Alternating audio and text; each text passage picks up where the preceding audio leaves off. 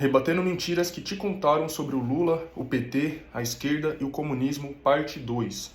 Lula quer liberar as drogas. Primeiro que não consta no plano de governo do Lula a legalização de nenhum entorpecente. Segundo que essa decisão sequer cabe a ele, mas sim ao Congresso Nacional ou ao Supremo Tribunal Federal.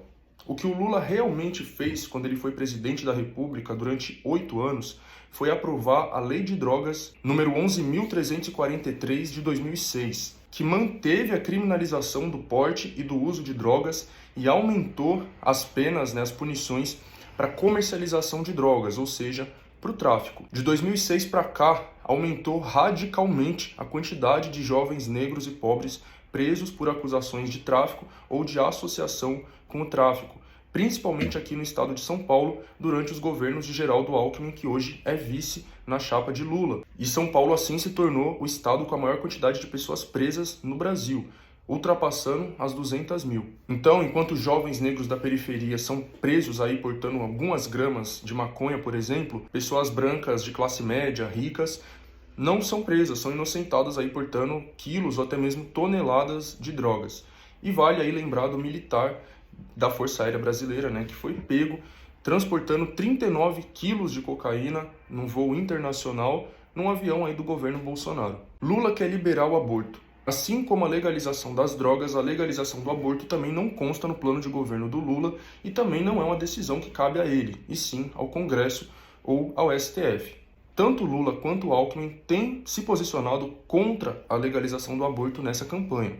É verdade que o Lula já falou que o aborto é uma questão de saúde pública, mas isso é um fato inquestionável, mano. Assim como criminalizar as drogas não impede que as pessoas usem elas, criminalizar o aborto também não impede que pessoas façam abortos. Segundo dados do Ministério da Saúde de 2018, no Brasil é feito pelo menos 1 milhão de abortos todos os anos. E eles resultam em pelo menos 250 mil hospitalizações, 15 mil complicações e 5 mil internações muito graves. O aborto inseguro causou a morte de 203 mulheres no ano de 2016, ou seja, cerca de uma morte a cada 2 dias. E nos últimos 10 anos foram pelo menos 2.000 mortes maternas causadas por abortos clandestinos e inseguros. Ou seja, sim, o aborto é uma questão de saúde pública. Mulheres ricas ou de classe média pagam para fazer abortos em clínicas clandestinas ou até mesmo viajam aí para outros países onde ele é legalizado para fazer esses abortos seguros, enquanto que as mulheres pobres enfiam cabides aí nos seus úteros,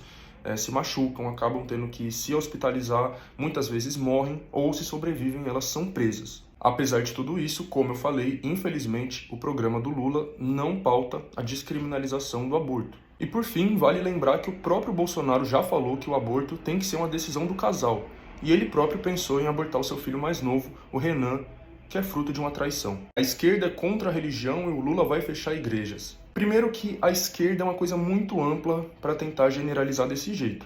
Desde os social-liberais e social-democratas até os comunistas e anarquistas, eu acho aí, eu diria que tem mais diferenças do que semelhanças. Então é muito complicado falar que a esquerda, de um modo geral, defende alguma coisa, certo? De qualquer forma, não é verdade que seja princípio da esquerda pautar o fim da religião ou ser contra a religião, nem nada do tipo. Muito pelo contrário, sempre foram as esquerdas que defenderam a liberdade religiosa ao longo da história. Aqui no Brasil foram os deputados comunistas Carlos Marighella e Jorge Amado quem propuseram um projeto de lei para legalizar todas as religiões, um projeto de liberdade religiosa lá em 1946. E mais recentemente foi o governo do presidente Lula que aprovou a Lei da Liberdade Religiosa, em 2003, ou seja, no seu primeiro ano de governo. Em 2009, o Lula criou o Dia Nacional da Marcha para Jesus, e em 2010 ele criou o Dia Nacional do Evangélico. E o Bolsonaro, que lei que ele criou para os evangélicos?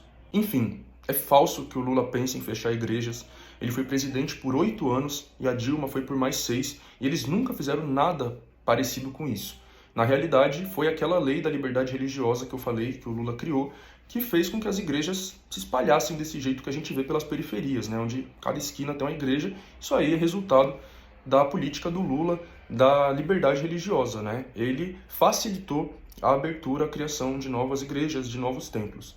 Essa acusação de que ele vai fechar igrejas é uma coisa antiga. Na campanha de 2002 já falavam isso e é mentira, né? Simplesmente é mentira e agora estão aí revivendo essa mentira que também reviveram lá em 2018 na campanha do Haddad e não tem base nenhuma. Enquanto isso, são os bolsonaristas que estão aí invadindo igrejas católicas, vaiando bispos, agredindo jornalistas da TV Aparecida, interrompendo missas e punindo fiéis que não estão aceitando idolatrar o anticristo Jair Messias Bolsonaro, que inclusive é amigo do ditador da Arábia Saudita que proíbe o cristianismo, fecha igrejas e persegue cristãos no seu país.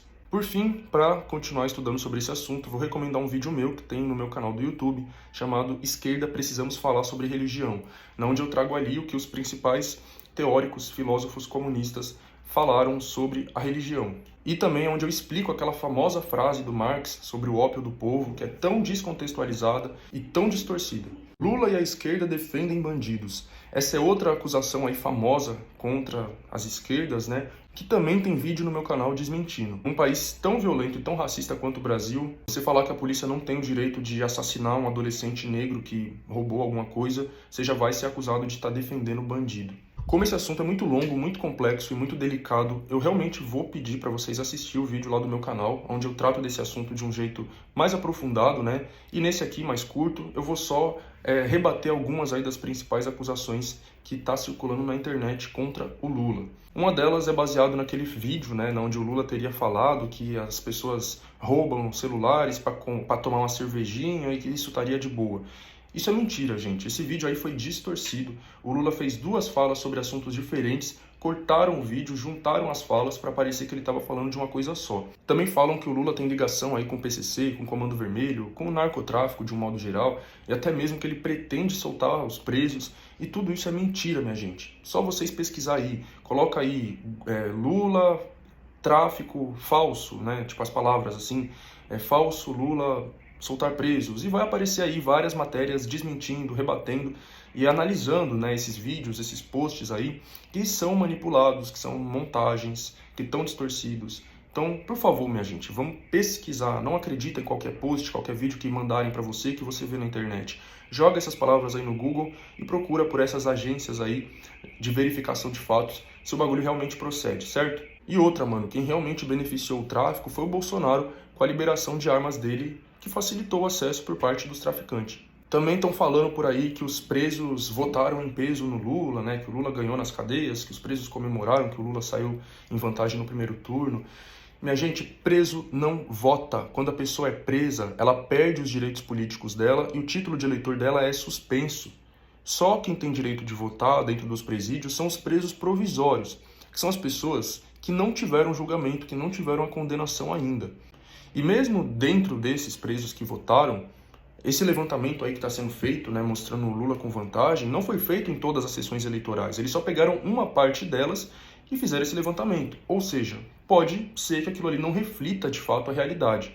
E uma outra coisa importante para saber é que essas sessões eleitorais, essas urnas que são colocadas nos presídios, não é só os presidiários que votam nelas, mas também as pessoas que trabalham dentro dos presídios. Os agentes carcerários votam ali também, certo? E sobre os vídeos que têm circulado aí dos presos comemorando, né, também são montagens ou são vídeos tirados de contexto, que tem a ver com outras coisas e não com a eleição.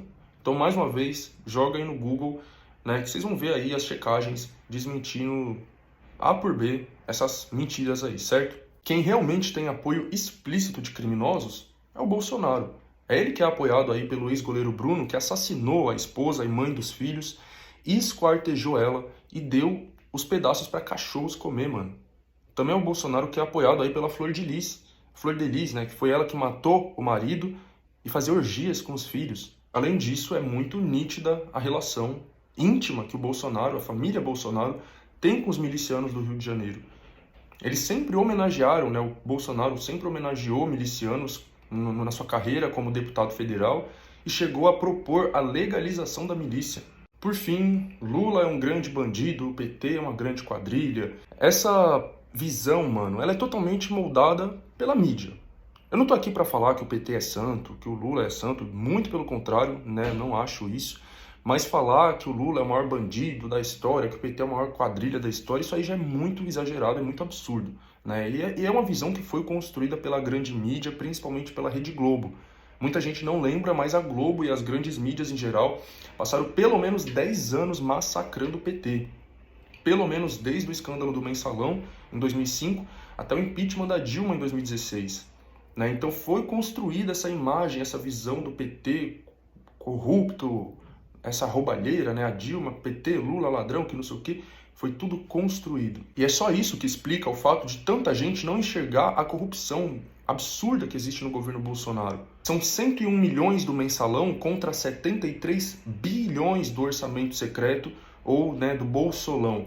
São um triplex e um sítio contra 51 imóveis comprados com dinheiro vivo. São as rachadinhas do Queiroz, os cheques da Michele, as barras de ouro do Ministério da Educação, é a propina na compra de vacina, é o leite condensado, a prótese peniana e o Viagra para os militares, é a troca de agentes da Polícia Federal, são os sigilos de 100 anos. Se você não vê corrupção nisso, mano, sinto muito, mas você tá bastante alienado.